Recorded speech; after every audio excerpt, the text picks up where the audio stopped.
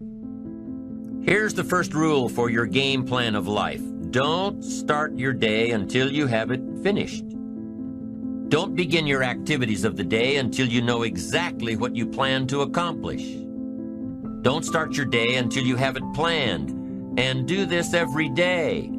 I know all this writing takes time and a disciplined effort, but remember that value is the fruitful result of discipline, not hope.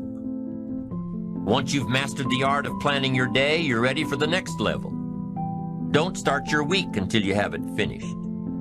Don't begin your activities of the week until you know exactly what you plan to accomplish. Don't start your week until you have it planned.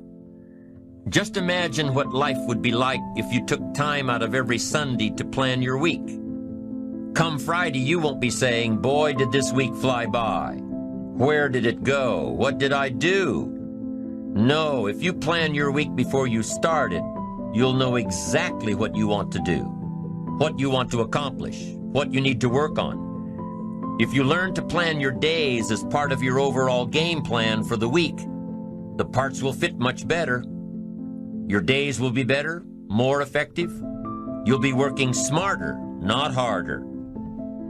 And when you've learned to plan your week, guess what? You've got to plan your month. Don't start your month until it's finished. By developing a game plan for your days, your weeks, your months, by developing and following your game plan, your days and weeks and months all become part of a bigger plan, a bigger design, a long-term view of your life, a visual chain.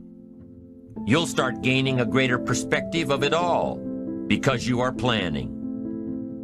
It takes great discipline on your part, but it will soon lead to a new habit, a habit of mastering your time, a habit of discipline that will lead you to the good life.